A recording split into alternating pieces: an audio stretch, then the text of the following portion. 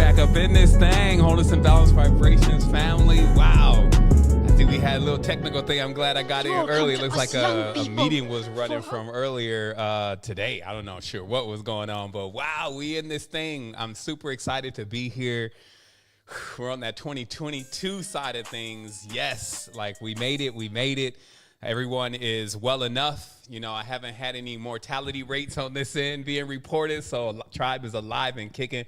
We have something special today. You know, anytime I get an opportunity to let it breathe for a minute, because it has been about 2 weeks, then it definitely means that I can come in full force.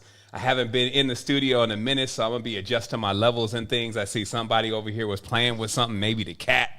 And, but yeah, let's go ahead and do what we do, and let's get it rolling. It's about 1 minute in, so we're going to give that respect to the world, to the tribe, and to the universe, and send this broadcast, send this vibration, send this resonance through the space together. So we always do that by giving the world our wholeness. So I'm just going to start off. Seven Bomar here. It's 2022. I'm not even that same guy. I'm still going by that same name. I'm subject to change at any point in time. That's the beauty of being us. So let's go ahead and get that round happening of Wholeness and Balance Vibrations for 2022. If you want to chime in. Also, if this is your first Tribe Vibes Wholeness, welcome. Also giving thanks to our existing pillars. So this is your first time seeing me like officially. I want to give thanks for you, let you know that you are welcome and you are appreciated. And I definitely am looking forward to delivering something multidimensional this year, today, now. And all right, come on. It's almost time to take off. Like, this is what it looks like when you're about to fly. All right, so let's go. Okay, so, you know, let's see exactly how much we can do. Let's see how much we can do. So let me go ahead and hit these lines. Bada bing, bada boom. I know everybody is ready. You're in this. Let me see. Let me get these little controls. It's funny, push the button. Like, everything is pushing buttons these days. It's like a sequence of pushing buttons. So look at this. Let me go ahead and spotlight the screen. It's spotlighted for everyone. Everything is on deck. Wow. 2022, we're in here. This is it. You know, at least for me, like, it's all lined up. Like, I have to continue to not only go with what I'm doing, but bring it to a crescendo, like now or never. So this is how it works. You know, first and foremost, I wanted to give thanks in this space and really just, you know, liven things up. Life is what you make it. Existence is what you make it. It's just you, right? So at the end of the day, how you feel is how you feel. So the reason I was doing my arms like this is because this is what it looks like when you're about to take off. And, you know, I see some may be a little bit sleepy. So if you're sleepy in this joint, you're about to get charged up. It's time to receive. So, you know, you get your movement happening and, you know, and don't feel nervous because, you know, it gets crunk up in here. So listen, now it's time. Like, this is it. Like, there's no other times than this. Like, we are going to brave the entire projection, and we are going to do what we do in this every single time we have the opportunity to come in here and express love in the universe. Like, every time they open your eyes and say, hey, it's time for you to shine, 2022 is the year that you bring it. And I'm going to make sure that you have every single thing necessary to do so inside. And then the icing on the cake is all the reflections of yourself that you get an opportunity to see here and build here. I am you, you are me. So when you're passing judgment, definitely be talking to yourself. So look at this. You know, first and foremost, as we always do, because we would have to get this started off in a balanced way, not necessarily in a right way, but in a balanced way, because, you know, there's always the left. And that is by touching and agreeing. Now, I'm going to give you something special here today, because some have seen this and have went with it and say, okay, so they touch and agree. They hold their hands up like that. He says it's the universal symbol for infinite life and existence from our ancestors. I'm not sure where that's written at or anything, but hey, I'm with it, right? So people have dived in because our connection is not really it's not that we need to have all these books and all these verifications all the time to say, hey, we're going to stand up and bear witness in front of each other and say, hey, I'm counted in this. Like, I definitely I'm here. Namaste. The divine in me recognizes the divine in you, etc. But I will give it to you for the record today, just so that you can see it, because it's everything about what we're going to be speaking into this evening. And that is the universal symbol, just so you know, of everlasting life was the hands outstretched as a human being. You see that? Because that's the top half of the aura, right? And the top half of the aura is very important because, it all comes up from there. As you're going to see here in a moment, I'm going to show you not only diagrams, but proof on your power and of your existence, and also the way back to self, if you may. So just so you know that this is not something that we're just doing and it's something that we're just creating on our own. No. It is actually a universal symbol of our everlasting life. And when we know the order of magnitude, not the way that everybody thinks it is, but the way that it really is, and we know the order of magnitude, then we will move with that power continuously, and that will maintain itself as our nurturing, our nurturement, our medicine, anything that we need through infinity. Because even right now, even all these different solutions that man is presenting has never been really a solution. It's never really worked. But there is an internal solution that actually works and is the highest level beyond magic. And you're going to see that today. So I wanted to make sure that we began this Anu, this connection that we have this year, by actually sending out this wholeness and balanced vibrations and then allowing it to flow back into us. So that you remember that when we open these spaces, that if you're ever in a position where you're feeling a little weird because somehow you succumb to whatever is going on around you and its anxieties and its pains and its fears and its lack of awareness, if you ever feel like you need that stimulus, this is where it comes from, because what you're seeing in front of you is an inexhaustible well. You're actually seeing in all of these reflections connections across the entire cosmos, and all in alignment and in unison with the awareness that together we are much more powerful. So no matter what, if we are to come together in truth, then we have to do that. We have to be together. We have to bring every single representative from the spectrum here into the space, into that agreement, because of course our children are here, our memories are here, our progeny is here, our creations are here inside of us. And we've bought these things here to share because we love each other and we have compassion for each other. So in beginning that, in that vein of things, also remember that we opened up a lot of these last year, and those are also still readily available. These are your fuel stations, as the new fuel in the universe is Aether. This is your Aether gas station. So here we go, without the high fees though, Ethereum. Honus. Okay, so let's see what we could do in this.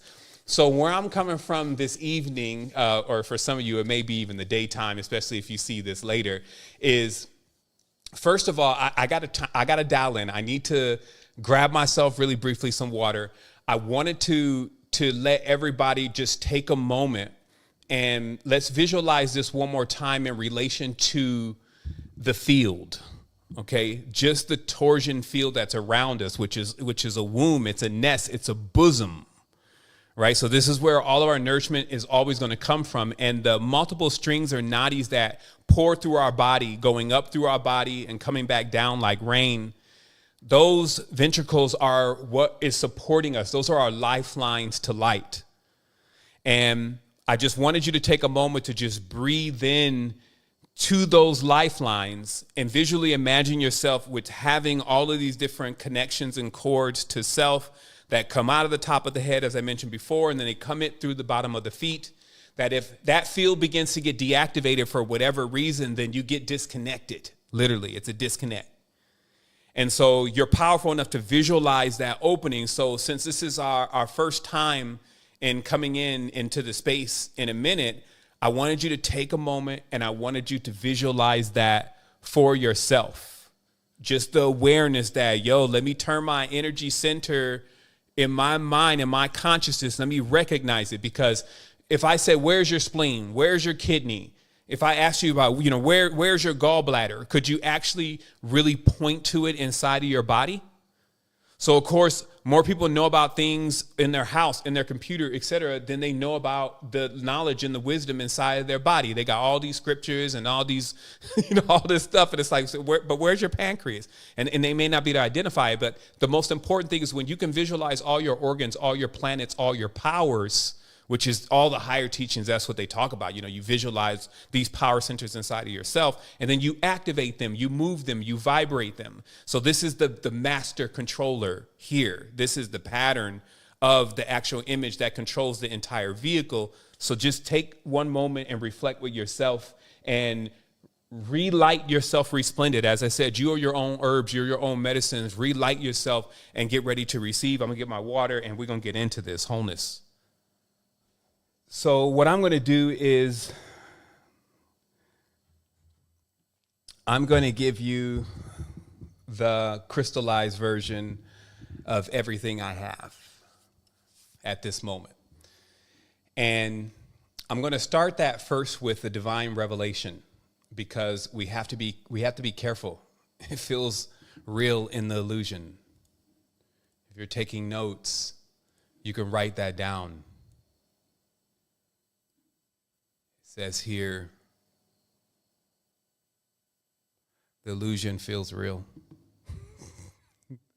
And the reason why I say that is because, of course, yes, there's these massive systems of power that teach how to, even nullify pain and, how to escape, even consciousness itself and all this kind of stuff. But I'm telling you, that was like back in the Shaolin Wu Wei setting. You were spending lifetimes working on self. Like these days, when you tell people that it's all an illusion, it's almost in a tense kind of like, yeah, and then what?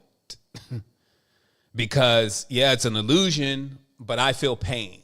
Yeah, it's an illusion, but I need to pay this rent. Yeah, it's an illusion, but wait a minute, I got to go here. It's time. And so every single thing that seems to, you see what I mean? So this is the kind of paradoxical conundrums that people find themselves in, which actually divide their brain. The more you got another category going on, that takes the brain into division. So if you're like, oh yeah, it's all about it, it's the money. The God of money is the destroyer of everything. Send me a Cash App. You see how that would create these conflictions that even if one side of the person is literally like, I'm against the system. And then the other side of the person will be like, but we need the system. And these two sides in their opposites, this is what the whole thing is made out of, as far as that's why there's so much confusion, because people live in these two different worlds. They haven't yet figured out how to merge what we would say is even the spirituality versus, let's say, this current reality, right?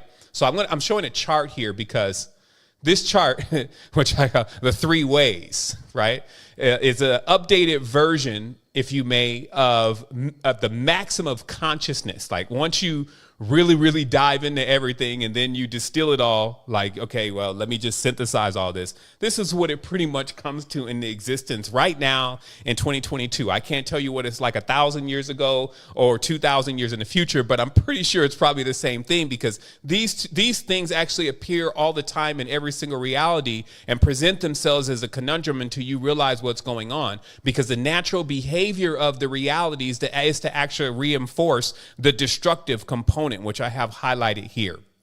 Okay, so how this all came about is that, yeah, I'm just going to give you a window inside of what it's like to really be on the front line of actually assisting humanity at this stage, right? So you're peeping out the whole thing as you're, continuously risking your life and risking your time, your energy. You risk your life anyway when you spend your time and your energy and it's going externally out to other things. That's risking your life, right? And so you could be in this risking your life and working to assist others. This position is called the lover of self. Okay, so let's look at that here on the chart here. The lover of self, because they've realized that all is self. Okay, this is this position here. Okay, so this is the being that really wants to help as many people as possible, because they realize when it's really, again, crystallized, they realize this one key fundamental. They know that the people that we're really trying to get the attention of are the ones that are lost. We already have those that are found, or the found, as I call it. So let me slow this down and bring all this into retrospect. So it doesn't matter what you're really doing in life. It always crystallizes into these maxims that when I set out to go and do something for someone, I'm going to have only 3 different modes of thought on why I would do that. Okay. And in this aspect, the lover of self, they realize that no matter what you develop, we call it preaching to the choir. If you're developing something to help or assist someone and you apply that assistance to them and now they're cured, whatever you have is not really for them anymore. It's for those that still have the sickness. You see what I mean? So that means that if you at any point start taking on this idea that it's kind of like us versus them, you lose the point right away, because them is who you were going after in the first place. It wasn't us. So I want to make that very clear that generally, if you're applying anything like healing and power, it is for, you're this building that says hospital, and everybody that's coming to you is sick. And then you're going to administer to them this healing.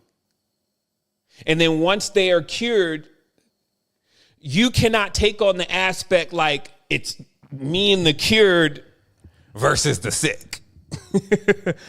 Because that just defeats the purpose. So let me show you how that actually begins in the consciousness, though, as beings that operate that way. And I call them the destroyers, and how a destroyer is actually created. So this way, when you understand how a destroyer is created, you also see that, man, maybe you have even a little destroyer in you. Maybe this has actually happened to you at some stage in time. Maybe this is also definitely what you may be blaming these elites and controllers for being engaged in. But you got to also realize that that is indeed a vicious cycle. And until they start making this transition to eventually here, then it's going to be generations on top of generations of destroyers. So watch how it works. So now let's take that same context, and let's say that I want to create something, right? But instead of me actually want to create something for everyone, I start taking on this, it's us versus them, right? And then at a certain point, I run out of, let's say, bringing more us in. So all is left is just them. I'm going to show you how, let's say, quote unquote, so-called Illuminati, so-called different families, mobs, etc. They work. They look out at the reality and they look out at it in disgust. They don't like it. It's always something like, think about all these religions and these traditions. Oh, it's the pagans, those Catholics. So it's always us versus them that starts to get adapted. But it seems so innocent at first. It seems like even when it's just, you're saying my family versus the rest of the world, it seems like it's so innocent, because you could easily fall down these stairs by being hurt. The creation of destroyer has been hurt by others and has not forgiven them. You try to even jump out and help people. You get hurt a few times, and then all of a sudden you can't seem to forgive anymore. You start even having flashbacks or PTSD when you meet somebody and you see them move a certain way that the other person used to move. And you're like, this is going to happen to me again. I just need to get what is for me from them, the thing I need from them, and move on. And so, of course, these controllers, they operate where they need lots of things from human beings. They need them to build stuff. They need them to give money to them at times. They need energy. They need their creativity. So they need things from humanity, but they don't like humanity because they've been hurt. And then they start to generalize or categorize who they're going to help. Then it starts to become this small category, mainly my close family or my friends. And then it's like my close family or my friends against the world. And in that context, what a destroyer then does is they will create things that they will not necessarily even try themselves. They will create things that are preying on others' weaknesses.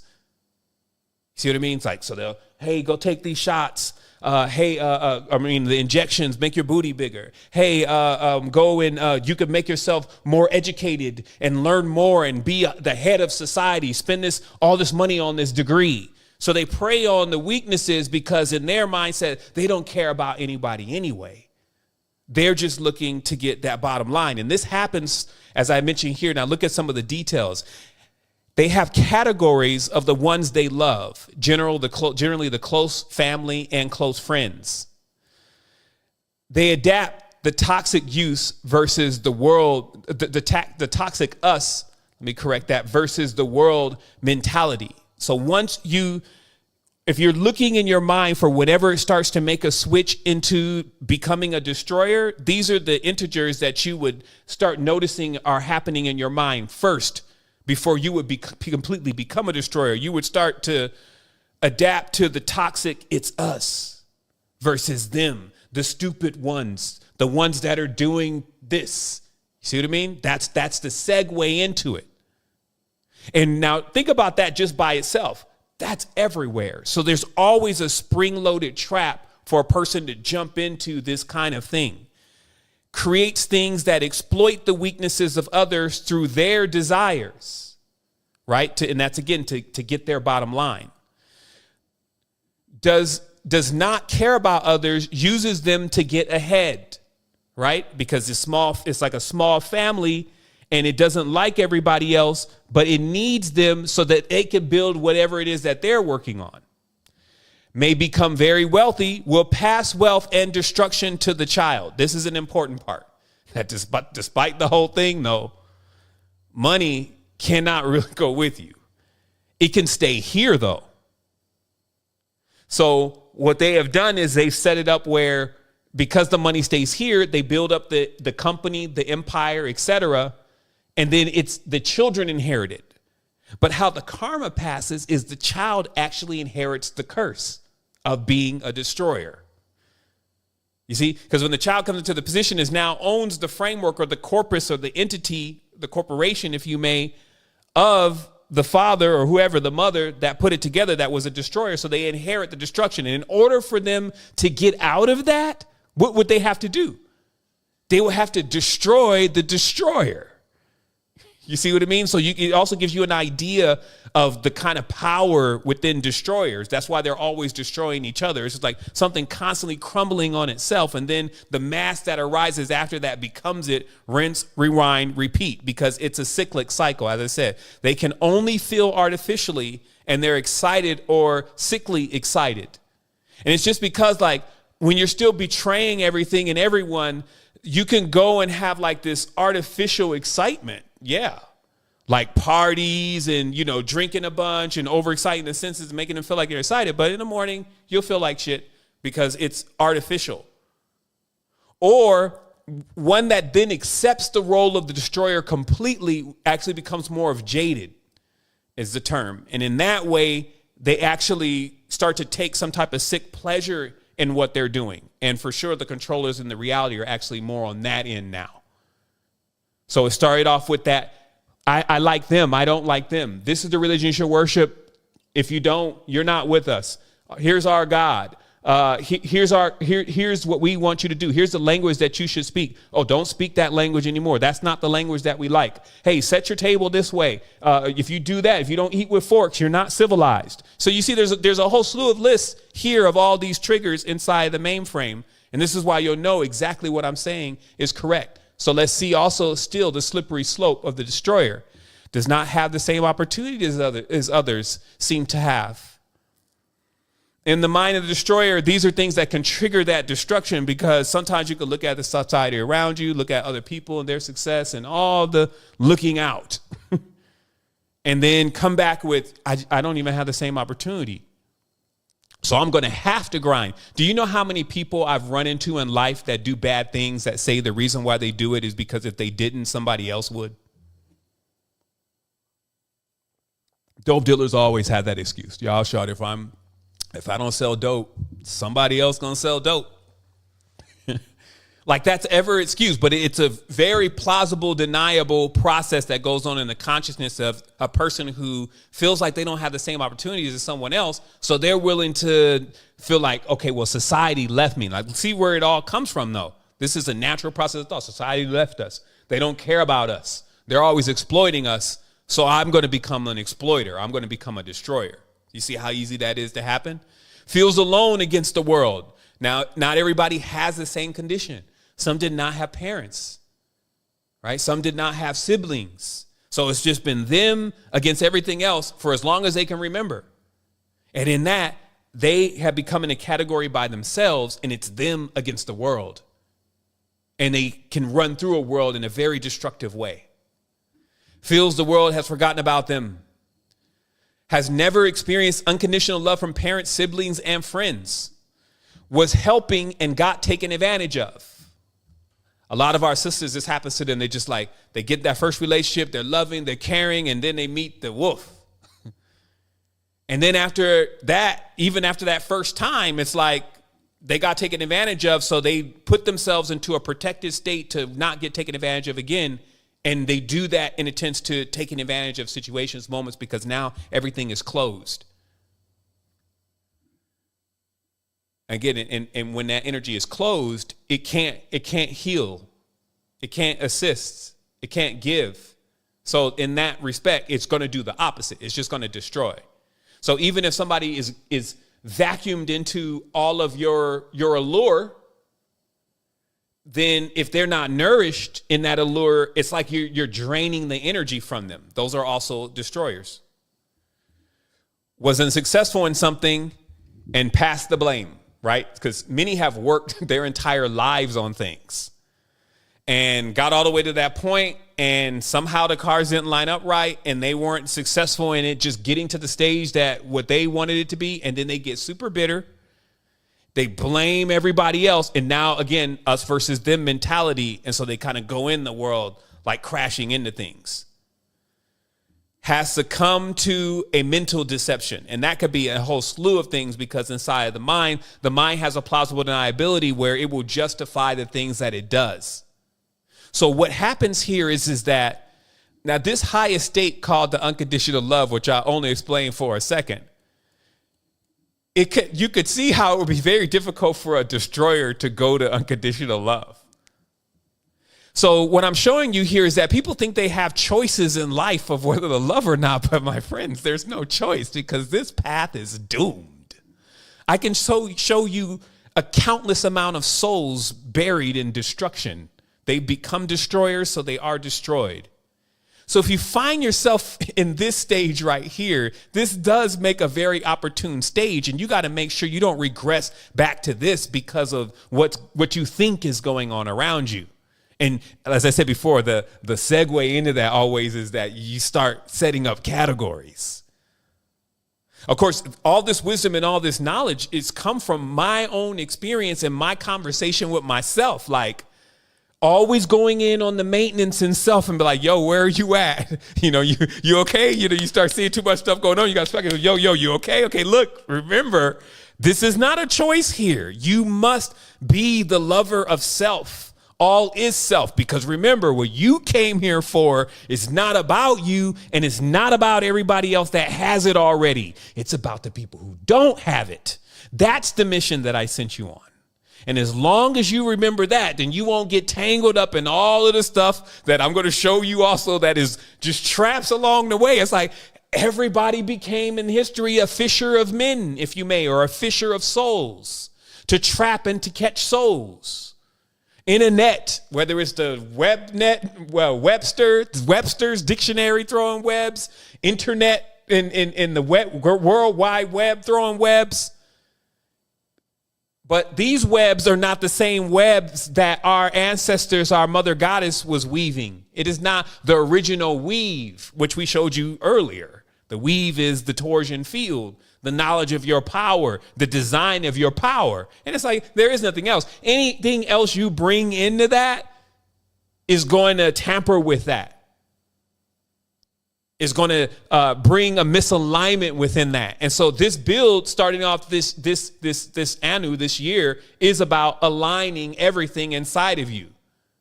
Because this power and this ability, once you realize, okay, well, let me snap back into this, shake it off.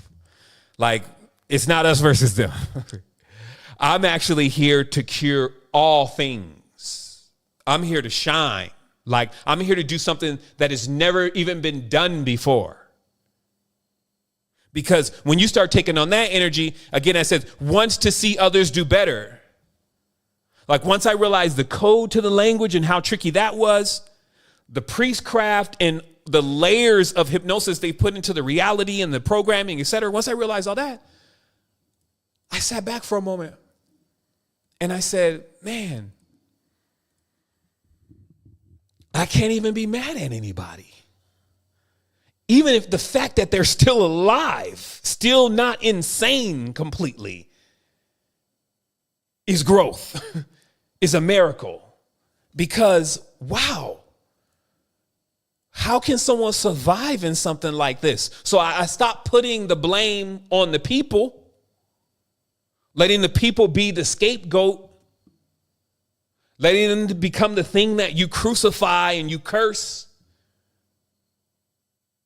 I released that burden from them, and I released the burden from myself, because all is self.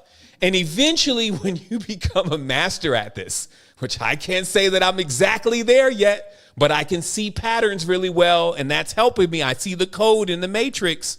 You can eventually get to this space, the unconditional love space, right? Now, even people don't, sometimes the divine masculine doesn't even feel right with that kind of unconditional love. Wait a minute, hold on, let me get my sword. You see, the unconditional love space is like, it's almost unperceivable, especially for a destroyer. But what happens here is that this is why there's always this bodhisattva, avatar, messiah type thing, which I'm really going to show you is the great mother by the end of this conversation, because technically still the bodhisattvas, the messiahs, the avatars are actually evangels within themselves, and they need to move out of the way and actually in the consciousness, let the consciousness actually be what it is. Now, they themselves may be ropes or ladders. Let's say at some point somebody conceived that maybe the way back or the way to fix the mess we made could be this, but it hasn't been working really well. And that's why I was saying in the other bill, it's like we have to be willing to jump back into the framework and say, okay, that one's got, how that one was deployed, it's only got 20% success. Can we do better? But again, the examples you have is this bodhisattva, this messiah type. And what they're about is this unconditional. So they don't care what others think. And they even test this constantly. This is very important to remember. This, because some may think, yes, that's me. Yeah, they jump right into that seat. It's like, wait a minute, no. These kind of beings, they test this constantly, this awareness that must be around them in the field for everyone, that basically they don't care what you think. So when I say they test that constantly, here's an example.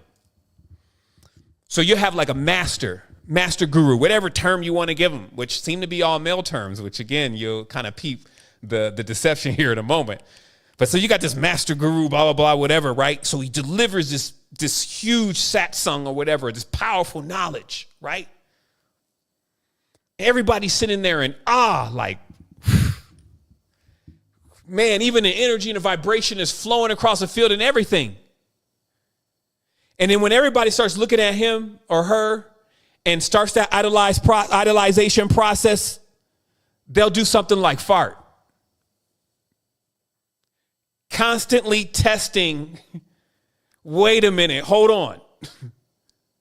If you're thinking that I'm all holy and all sanctimonious, that's not going to help you.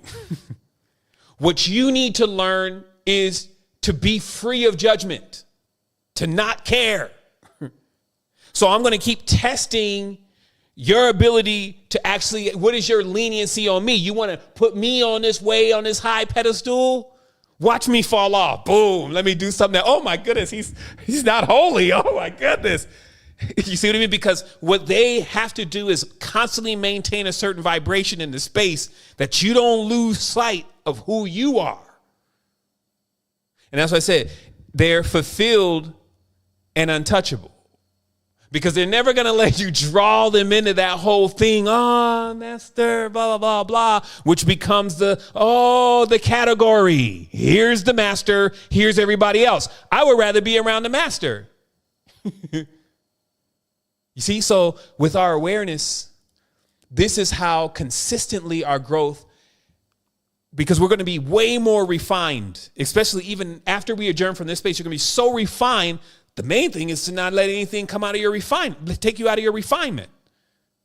See, for me, it's interesting because every single time I open a portal, especially from the web, like Instagram or Twitter or whatever I'm about to send can only still come from one perspective. You cannot send anything all-encompassing and universal down that, right? So as I said before, now I got to jack in. That's why they call it a jack, the joker. Now you got to jack in, go into the game, still as the trump card, but now, again, the game begins because it's only a spectrum. That's why it's a game, because it's not the real thing. The real thing is the whole thing, and you haven't seen the whole thing yet. So any part of the whole thing is called the illusion. It's a fraction, a shimmer. So now we must enter into the worlds of light. So what I'm going to do is I'm going to go into the world of the light with you as a tour guide, so through history or herstory very briefly, or when herstory switched to history, so that you just have the original pattern, because the original pattern is the cure. And then when you choose to jack in at any point in the matrix, because you will have to again, I highly suggest that we stop teaching in a way where all of a sudden we're telling everyone that they're not going to have to go back to the world again, because it's an illusion. And you get a chance to hide out in some other space until all this is over. Close your eyes. And that's not the case. The case here is that, first of all, in the two world setup, when one world goes down, the other one world goes up. And that's pretty much the pattern. So right now, you can see it all in one day. Like I saw it in one day, attitude was getting a little crazy. Folks were talking a little crazy to me. The stocks crashed. The crypto crashed. The dollar's tooth fell out. There was all this stuff going on. I said, hey, I'm just looking at the matrix. Like, all right, well, I guess it's that day. And then I go to look at my other world and I see we all the way up. Right? So when you have access to two worlds, you're able to see how one world goes up, another world goes down. You know how that really works, since so many people, they're like these sacred geometry masters, they just can't explain the basics. The other world. Okay, so look. So you see how this Vesica is similar to this, right? So you see that space in the middle, right? What you call the Vesica Pisces, that space in the middle. That space in the middle is the only space that the two worlds interlay over the top of each other. So in that space right there, right in the center, that's where the game takes place. Okay? And so that's why also in the center of everything, like the center of the womb, etc., that's where life begins. Life starts there. But you still need to realize that there's the other world, which I'm actually going to show you today.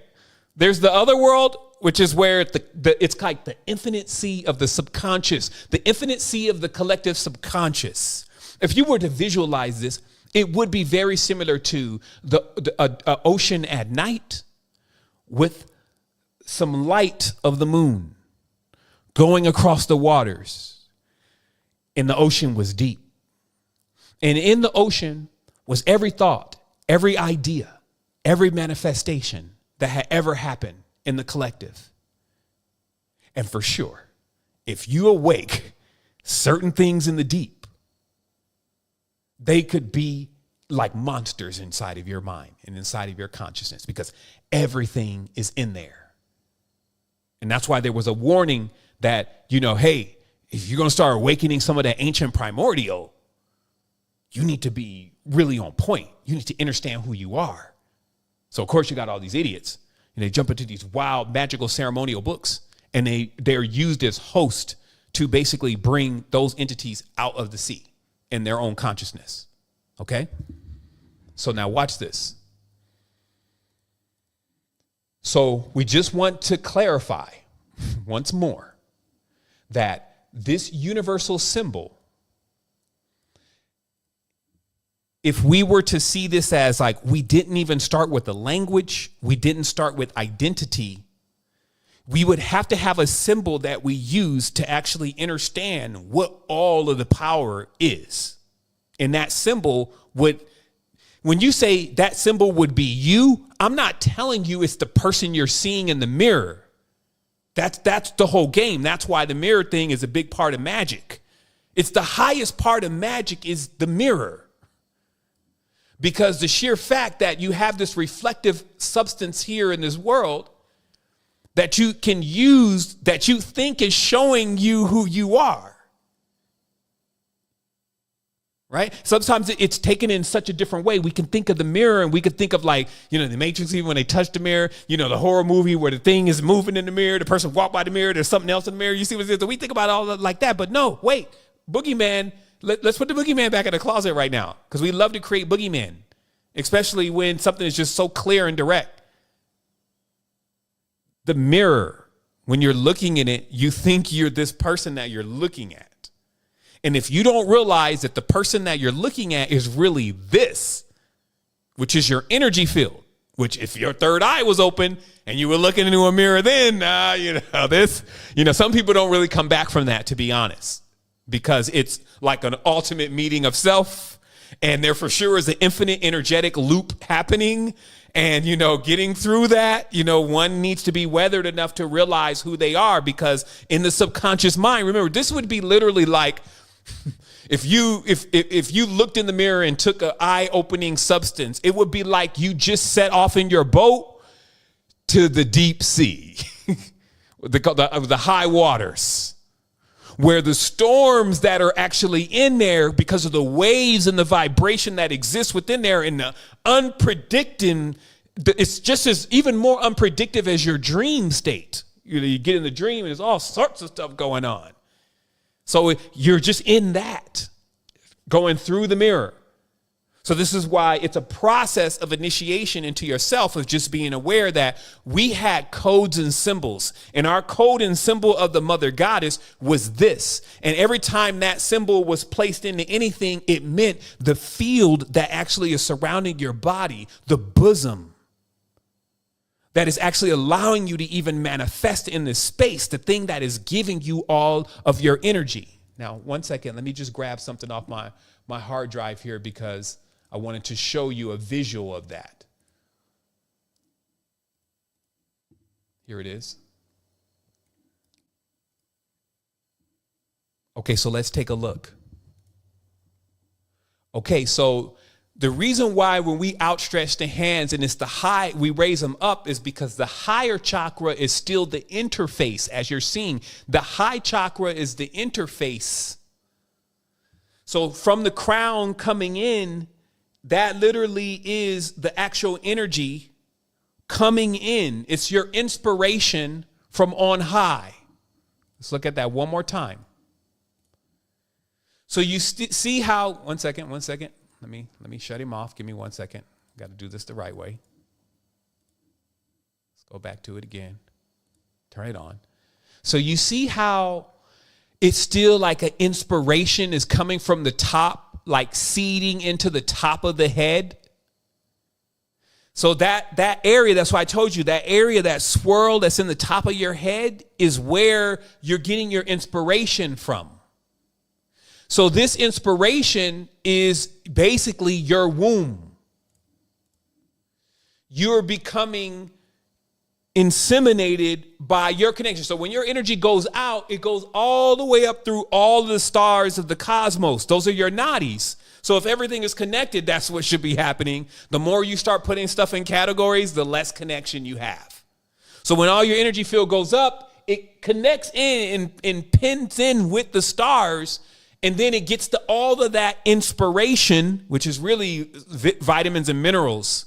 That's why the sky is like always cloudy, because our vitamins and minerals are generally light.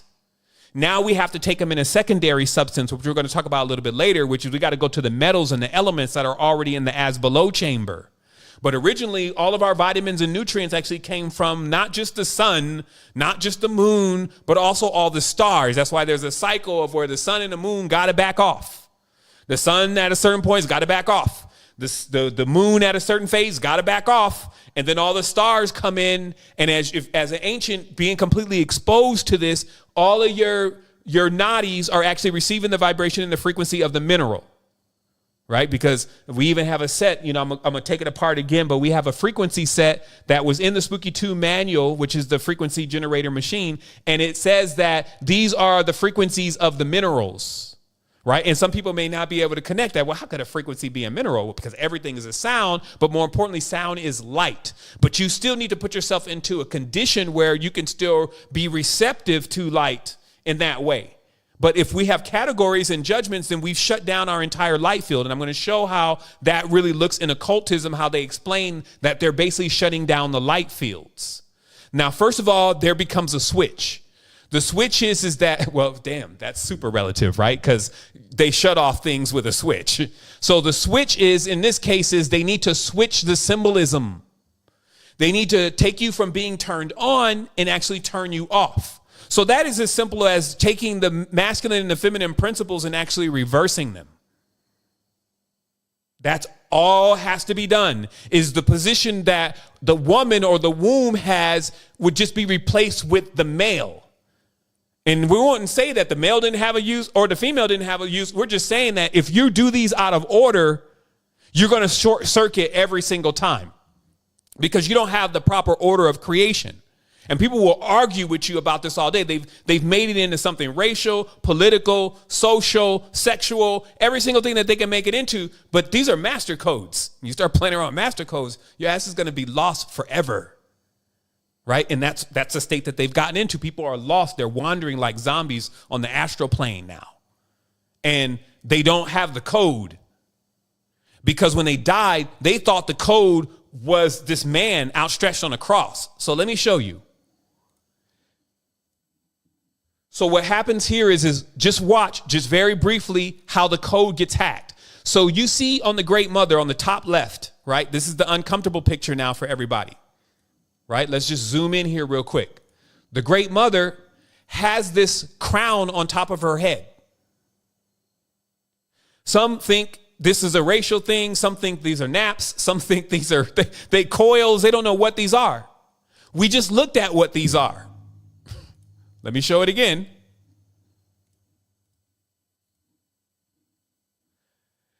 What these are is on the top, when the inspiration is coming from the top of the head, it's light waves, which waves are coils.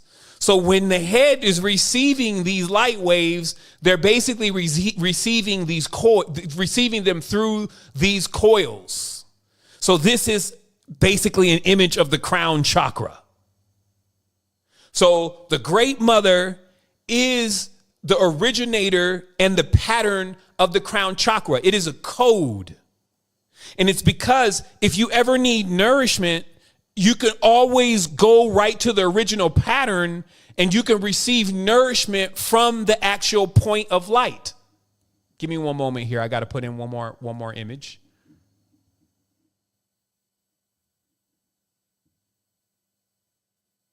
Okay, here he is. Okay, there they are. 1 second.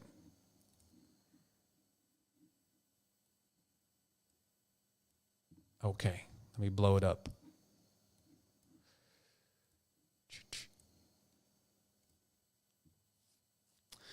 Okay, so here's the diagram, right?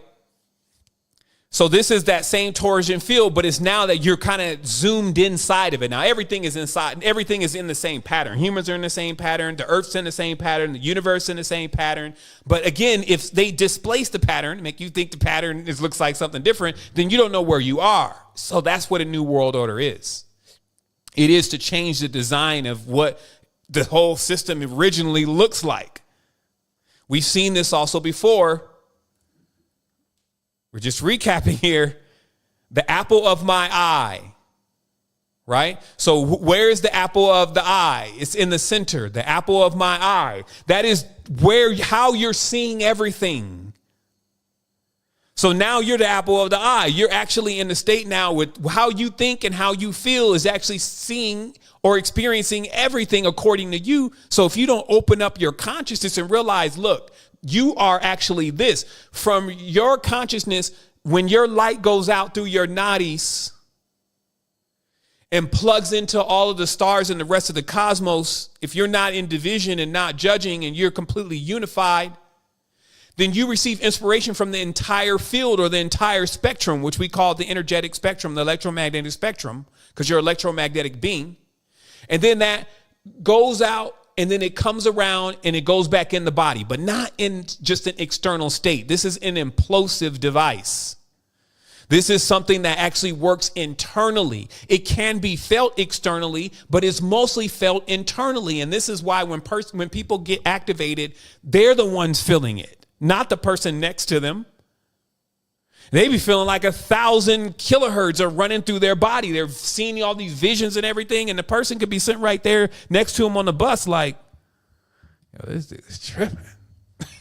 And doesn't even know, this dude took some stuff and now he's all in a whole nother universe. But you can't feel any of that because it's the power that runs inside, which is the most important power.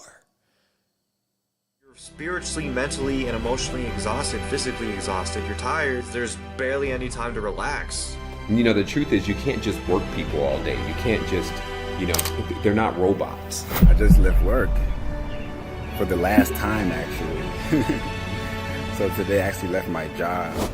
So what we do is we match people with the equivalent level of how they need to grow. If it wasn't for that, I wouldn't be here. I wouldn't be on this video right now. Secret Energy has personally helped me find balance. Because ever since I tuned to him this last year, I've grown in a year. It's felt like I've had multiple lifetimes. When people figure out that they are the ones that are creating the value, and let's say this is something that can easily be done in groups, when you can say,